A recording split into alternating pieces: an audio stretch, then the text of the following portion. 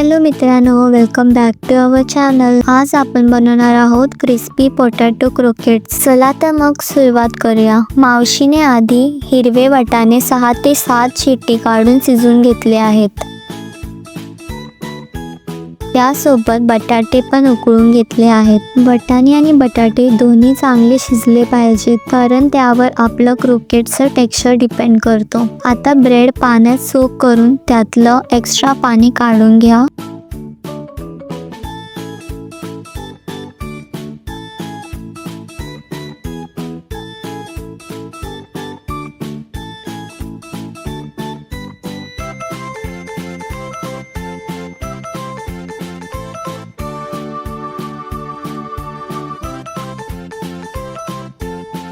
वाटाणे, बटाटा आणि ब्रेड स्मॅश करून घ्या। हे सगळं एकत्र स्मॅश करा जोपर्यंत मिक्सचर स्मूथ होत नाही। मिक्सचर एकजीव झाले की त्यात घाला हिंग, हळद, लाल तिखट, मीठ आणि आलं लसूण मिरचीचं पेस्ट। हे सगळे बेसिक मसाले आहेत, पण याच्या कॉम्बिनेशनमुळे क्रोकेट्सला छान फ्लेवर येतो। पुन्हा एकदा स्मॅश करून सर्व चांगलं छान मिक्स करा।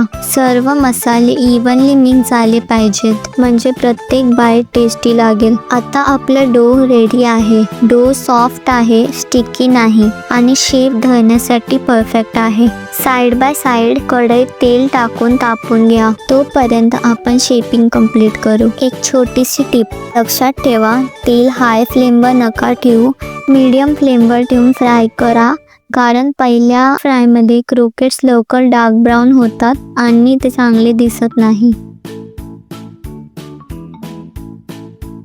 तर आता डो मधून छोटे छोटे गोळे काढून त्याला सिलेंडर टाईपचा शेप देऊ।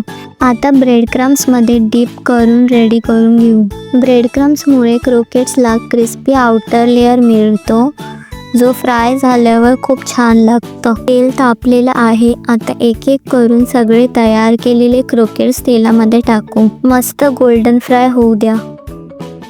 अधूनमधून पलटवत राहा, सगळ्या साइड इक्वली फ्राय होतील ह्याची काळजी घ्या।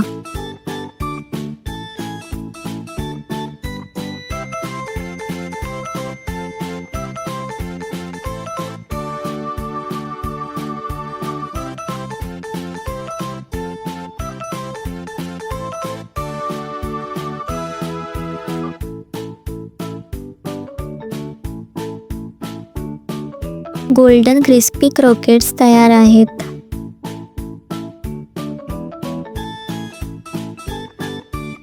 आता तेलातून काढून एका टिश्यू पेपरवर काढून घ्या आणि सर्व करा। हे तुम्ही टोमॅटो केचप किंवा मेयोनीज सोबत सर्व करू शकता आणि गरम गरम एन्जॉय करा। तुम्हाला ही रेसिपी आवडली असेल तर कमेंटमध्ये नक्की सांगा आणि आमच्या चॅनलला सबस्क्राईब करा।